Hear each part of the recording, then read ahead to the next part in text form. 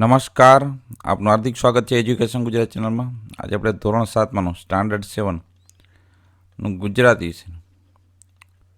સ્વાધ્યાય પોથીનું પૂર્ણ કરતાં પહેલાં એક વિભાગ છે આપણે પાઠ, પછી એને સ્વાધ્યાય પોથીનું સંપૂર્ણ સોલ્યુશન વિડીયો માધ્યમ શીખીશું. ચેનલ પર નવા આવ્યો ચેનલ સબસ્ક્રાઈબ કરો, વિડીયો ગમે લાઈક શેર કરી દેજો.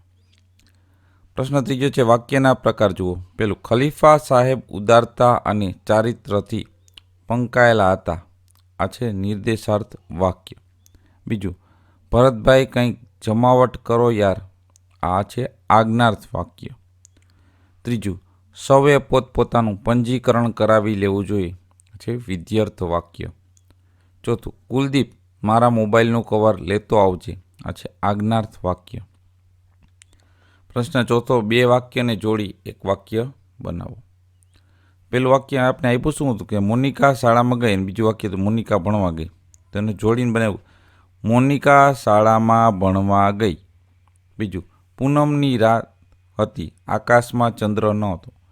તો પૂનમની રાત હતી પણ આકાશમાં ચંદ્ર ન હતો. ત્રીજું, ઝાલર વાગતી હતી, ગાયો ચરીને ગામ તરફ આવતી હતી. તો ઝાલર વાગતી હતી ત્યારે ગાયો ચરીને ગામ તરફ આવતી હતી. ચોથું, દીપકને ઠેસ વાગી તે પડી ગયો. તો દીપકને ઠેસ વાગી તેથી તે પડી ગયો. પાંચમું, આપણે તંદુરસ્ત રહેવું જોઈએ, આપણે પૌષ્ટિક ખાવું જોઈએ. તો આપણે તંદુરસ્ત રહેવું હોય તો પૌષ્ટિક ખાવું જોઈએ. પ્રશ્ન પાંચમો, કોષ્ટકમાં યોગ્ય વિગત લખો. સંજ્ઞા, લિંગ, વચન એનો પ્રકાર કયો છે.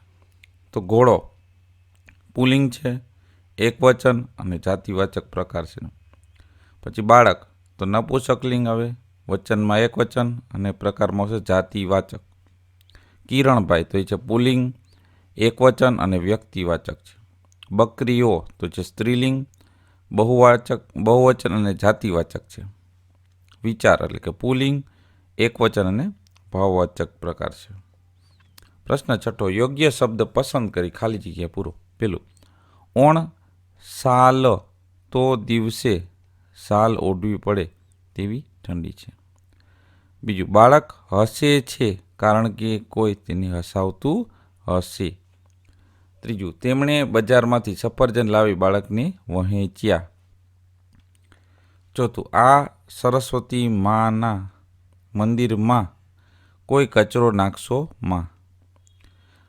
પાંચમું, સૂર્યાસ્ત થયો સૌ રોકાઈ જઈએ, સૂર્યોદય થઈ સૌ નીકળીશું. છઠ્ઠું, દશાનંદ એટલે રાવણ અને ગજાનન એટલે ગણપતિ. પ્રશ્ન 7, વાક્યના પદોને યોગ્ય રીતે વિભાજિત કરો. વાક્ય છે, તેઓ ગામમાંથી સુંદર રમકડું લાવ્યા હતા. તેનું વિશેષણ છે સુંદર. સર્વનામ તેઓ, ક્રિયાપદ છે લાવ્યા અને કાળ છે ભૂતકાળ. બીજું વાક્ય, મને કાલે નાનકડું ટેબલ લાવી આપશો. તો નાનકડું છે વિશેષણ, મને થયું સર્વનામ, લાવી આપશો છે ક્રિયાપદ અને ભવિષ્યકાળ થયું.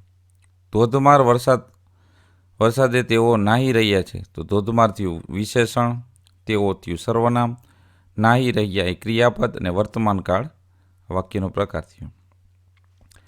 જયેન્દ્ર તો નાનો, તે પણ સાથે આવેલો. તો નાનો થયું વિશેષણ, તે સર્વનામ, આવેલો છે ક્રિયાપદ અને ભૂતકાળ છે. અત્યારે તો હું લાલ પેનથી લખું છું. તો લાલ થયું વિશેષણ, હું સર્વનામ, લખું ક્રિયાપદ અને વર્તમાન કાળ થયો. પ્રશ્ન 8મો છે, વાંચો ને પ્રશ્નોના ઉત્તર લખો. પેલું, લાઇબ્રેરી માટે બીજો કયો શબ્દ વપરાયો છે. તો જવાબ છે લાઇબ્રેરી માટે બીજો શબ્દ ગ્રંથાલય વપરાયો છે. બીજું, વાંચવા માટે પુસ્તક આપનારનું નામ જણાવો. તો જવાબ છે વાંચવા માટે પુસ્તક આપનારનું નામ NP પટેલ, સેન્ટ્રલ લાઇબ્રેરીના ગ્રંથપાલ લીલાબહેન લહેરી. ત્રીજો પ્રશ્ન, કયા પુસ્તકમાં લેખકે પોતાના જીવનના પ્રસંગો આલેખ્યા હશે. તો જવાબ છે બાનો ભીખુ પુસ્તકમાં લેખકે પોતાના જીવનના પ્રસંગો આલેખ્યા હશે. ચોથો પ્રશ્ન, લાઇબ્રેરીમાં પુસ્તકો સિવાય બીજું શું શું હોય છે. તો જવાબ છે લાઇબ્રેરીમાં પુસ્તકો સિવાય વિવિધ સામયિકો, વર્તમાન પત્રો વગેરે હોય છે. પાંચમો પ્રશ્ન, વર્તમાન પત્ર એટલે શું. 2 વર્તમાનપત્રના નામ લખો. તો સમાચાર અથવા ખબરને વર્તમાન કહેવાય છે. તેથી છાપેલા સમાચારને વર્તમાનપત્ર કહેવામાં આવે છે. 2 વર્તમાનપત્રના નામ, પેલું છે ગુજરાત સમાચાર અને બીજું છે દિવ્ય ભાસ્કર. પ્રશ્ન 9 છે. નીચે એક પત્ર આપેલો છે, તેમાં આપવામાં આવેલી ખાલી જગ્યાઓ પૂરવાની છે. તે ખાલી જગ્યામાં નામનું સરનામું લખ્યું. પછી મિત્રનું નામ નીતિન. પ્રિય મિત્ર નીતિન, મજામાં હોઈશ. હું પણ મજામાં છું. આ વખતની ઉત્તરાયણ હું તારા ઘરે આવીને તારી સાથે ઉજવવાનો છું. તને તો ખબર જ છે કે મને પતંગનું કેટલું આકર્ષણ છે. સૌ જાણે છે કે તારા શહેર અમદાવાદમાં પતંગોત્સવ સરસ રીતે ઉજવાય છે. તારા શહેર માટે કહેવાય છે કે જમણ તો અમદાવાદનું જ, પરંતુ હું તો કહીશ જમણ જ નહીં, ઉત્તરાયણ પણ અમદાવાદની જ. દોસ્ત, આવતા અઠવાડિયે આ ઉત્સવની મજા માણવા આવું છું. તારો મિત્ર જયેશ. પ્રશ્ન 10. ફકરો વાંચી પ્રશ્નોના ઉત્તર લખો. પેલું, મધપૂડો એટલે શું? તો જો છે મધપૂડો એટલે મધમાખીઓ કે ભમરા કે ભમરીઓ જેવા ફૂલોનો રસ ભરી રાખે છે અને ઈંડા મૂકે છે તે મીણનું ઘર. બીજો પ્રશ્ન, મધમાખીઓ મધપૂડો શા માટે બનાવે છે? જો છે મધમાખીઓ તેમણે ફૂલોમાંથી ચૂસેલા રસમાંથી બનાવેલા મધને એકઠું કરવા મધપૂડો બનાવે છે. ત્રીજું, તમે મધપૂડો ક્યાં ક્યાં જોયો છે? જો છે મેં મારા ઘરની સામેના લીમડા ઝાડ પર મધપૂડો જોયો છે. એ સિવાય ઊંચા વૃક્ષો, મોટા મકાનની દિવાલ કે છાજલી ઉપર, પાણીની ટાંકીની નીચે કે મોટા ટાવરની નીચે મધપૂડો જોવા મળે છે. ચોથો પ્રશ્ન, એકઠું કરવું માટે ફકરામાં કયા શબ્દ વપરાય છે? જવાબ છે એકઠું કરવા માટે ફકરામાં સંગ્રહ કરવો શબ્દ વપરાયા છે.